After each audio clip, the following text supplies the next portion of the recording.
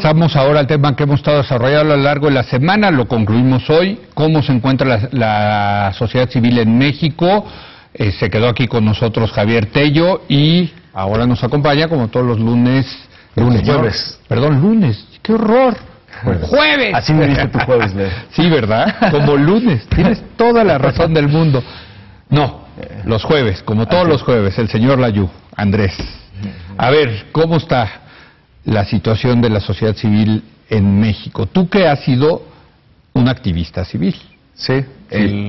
Yo creo que está en un momento particularmente interesante. Es decir, creo que están sucediendo muchas cosas entre las personas que deciden organizarse a partir de causas, temas, actividad política incluso, y la forma en la que se expresan públicamente a partir de esos temas y causas. Creo que ha cambiado, digamos, creo que hay por lo menos dos cambios importantes. El primero es un cambio generacional, es decir, no lo digo yo porque sea más joven que otros, es decir, no estoy tratando, sino simplemente sí durante mucho tiempo muchas organizaciones y las organizaciones más visibles han estado vinculadas a personas que llevan haciendo un muy valioso trabajo muchísimo tiempo y que ahora se están haciendo visibles personas que llevan trabajando con ellos mucho tiempo, pero que simplemente por el cambio y la edad están, digamos, ocupando nuevos espacios. Esa es una parte. Y la segunda es el cambio tecnológico. Creo que el impacto que está teniendo en las organizaciones de la sociedad civil, que ya conocíamos, en las que se formaron recientemente, pero sobre todo, y creo que es el impacto más importante, esta es un poco una especulación, es en las nuevas formas de organización que no reconocemos tan fácilmente como la sociedad civil organizada, que en México le llamamos a normalmente un grupo de organizaciones civiles vinculadas a los derechos humanos, etcétera. Creo que hay mucha más gente organizándose de nuevas formas que no tienen que ver con el reconocimiento legal como asociación civil y con ser donatarios autorizados por la Secretaría de Hacienda, sino organizándose desde temas en su ciudad o en su colonia y en su barrio para defenderse frente a una decisión del gobierno o a la inversión privada.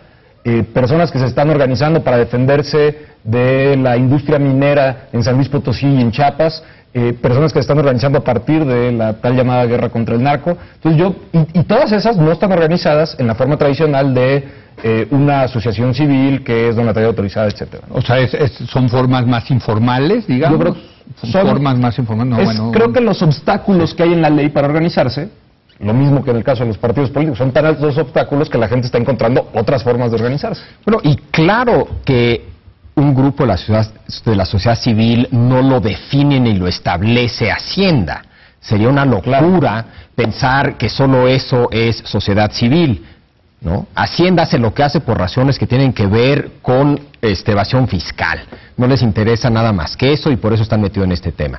Pero creo que para la gente que es escéptica, y ha habido varios en este programa sobre la sociedad civil, creo que hay que recordar de dónde surge este discurso recientemente. Si bien es un viejo discurso que data por lo menos desde Tocqueville, cuando llega a Estados Unidos dice, caray, este país funciona y funciona también, ¿por qué? Porque la sociedad está organizada. Sí. Y en todos los sentidos, como dice Andrés, para todo tipo de propósitos.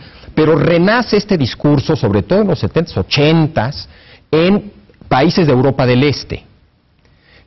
Un grupo de intelectuales que han vivido esos regímenes autoritarios y ven la pobreza de esa sociedad civil que fue reprimida durante décadas y que prácticamente desapareció, y se dan cuenta de su enorme valor y utilizan ese discurso precisamente para ofrecer una alternativa, no solamente frente a lo que eran esos regímenes autoritarios, sino una alternativa también a lo que ofrecía Occidente.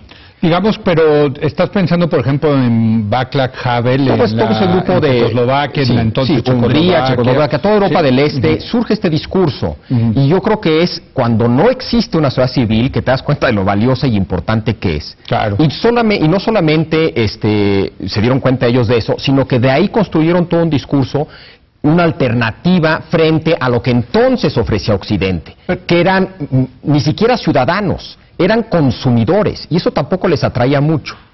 Yo te diría que incluso, es decir, para tomar parte de tu argumento histórico, yo creo que tiene que ver efectivamente con el establecimiento de la democracia. y hay más espacios en donde tienes información sobre temas que te interesan y hay más espacios donde puedes generar una posición apoyando, estando en desacuerdo o generando información nueva. Es decir, creo que la sociedad civil no puede formarse por obligación, porque hay como de repente, no lo estoy diciendo que esté diciendo eso, pero de repente en este discurso es, ¿cómo puede ser que no estemos organizados todos? Bueno, no es que cómo puede ser que no estemos organizados todos, es que estamos aprendiendo cómo organizarnos a partir de los espacios que cada vez existen más, creo yo, y la información que existe, y entonces vamos aprendiendo cómo hacerlo. La sociedad está organizada de distinta manera entre 1996, que ya había más o menos un régimen democrático reconocido por la mayoría de la gente, a la fecha. En 96 se organizaba de una manera, ahorita muchas personas se organizan de otra manera y tiene que ver con que se van abriendo estos espacios.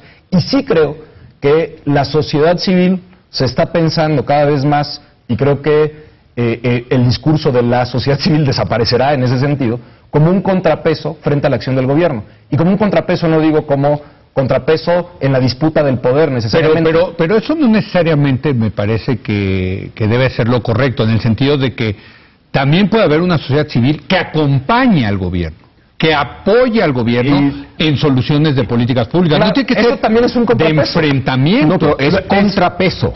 Igual que el poder ejecutivo es un contrapeso del poder legislativo y del poder judicial. Pero que no se vean como enemigos. Ese es el punto. Habrán causas que sí, y personas y grupos que con toda legitimidad siempre van a hacer oposición al gobierno y así entienden su actividad política y está muy bien. Habrán otros que digan, no, en algunas ocasiones apoyo lo que está haciendo el gobierno y le quito mi apoyo si siento que está haciendo algo mal. Por eso es un contrapeso. Y a veces habrá grupos que realmente no están muy interesados en el gobierno y cuya función y objetivo no tiene nada que ver con política ni nada. Y que ponen un museo y que, no sé, la cultura es un tema importante para ellos, o una obra de teatro, etcétera. Pero no es esperar a que el Estado, ¿no?, haga esas iniciativas, sino es la sociedad organizada, ¿no? Y está la diversidad, y incluso a quienes más hemos participado en organizaciones civiles, a veces yo creo que caemos injustamente en la trampa de creer que las organizaciones civiles legítimas solo somos aquellas que como que estamos del mismo bando, ¿no?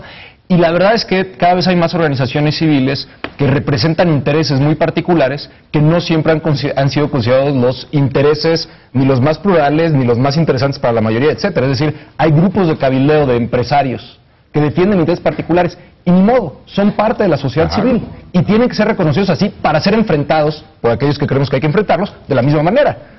¿Y los grupos religiosos? Yo también creo que los grupos religiosos tienen que ser enfrentados. Que ese es otro gran tema, ¿eh? Sus argumentos políticos deben de ser enfrentados con argumentos políticos y tratarlos así. Desde luego, ¿no? Desde luego. Claro. Y ahí sí tenemos un retraso, ¿no, Javier? En México está prohibido que se organicen las religiones. O sea, pero se organizan y opinan. Sí, no, en la práctica existe, pero en la ley les otra vez, pero es que no hay que pensar que eso es lo que define lo que diga Hacienda. La Iglesia y grupos religiosos en México han sido muy activos políticamente siempre. Sí. Y es parte de esa sociedad civil organizada. Sí, la Iglesia tiene dos cachuchas, como hay muchos grupos que tienen dos cachuchas, o más de dos cachuchas, tres o cuatro. Sí, hay unas que son cachuchas de la sociedad civil y hay otras que no. La Iglesia yo creo que una de sus cachuchas no tiene nada que ver con sociedad civil. Y la Iglesia se puede organizar para, por ejemplo, oponerse a la legalización del aborto. Claro, así puede haber otros grupos de la sociedad civil que apoyen la legalización del aborto. O sea, eso es lo que hace una sociedad rica. Exacto. Asumir que estás en condiciones democráticas básicas es que hasta el que te cae muy mal tiene derecho a hacer exactamente lo mismo que tú, que incluye organizarse y dar argumentos. Y que eso puede significar que lo hagan desde una posición de poder completamente desigual frente a la tuya. Y aún así la carga de la responsabilidad que hay en organizarte mejor, en convencer más, en encontrar mejores tácticas. Y yo creo que es lo que estamos viendo. Es decir, la parte interesante de este momento es que frente a la desigualdad que existe entre las personas y grupos que participan en la discusión pública, por decirlo de alguna manera, o en el discurso público, pese a esa desigualdad, yo creo que cada vez hay más gente organizándose mejor, con nuevas tácticas y estrategias para enfrentar esa desigualdad y también hacer que sus voces se escuchen. Bueno, pues ahí está. Y el valor que se rescata en este discurso es precisamente el valor de la pluralidad.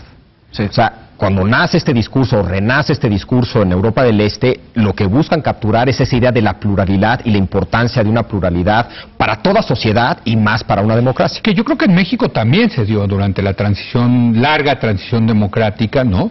Es un rescate de la pluralidad, de que este es un país pero plural. yo creo que no, En contra de la idea, esta idea muy priista de la unidad, de la revolución. Pero no a través de la sociedad civil. Yo creo que eso es algo mucho más reciente. ¿No creen que también? Yo creo que sí. Yo creo que en 68, no.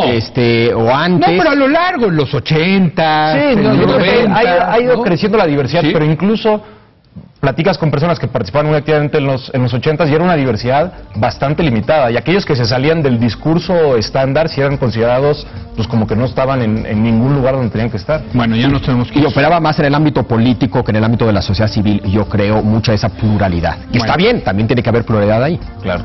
Muchas gracias, Javier. Leo. Andrés, te veremos el próximo jueves. Disfruta Muchas tus gracias. jueves, por favor. Muchas gracias a usted por habernos acompañado. Lo espero mañana en punto de las 10 de la noche, cuando otra vez sea la hora de opinar. Mañana, viernes, edición de fin de semana, vamos a entrevistar al destacado músico y compositor Rayleigh Barba. Y le vamos a preguntar, como siempre, cuáles son sus 3 películas favoritas. No se lo pierda. Aquí nos vemos. Buen tipo.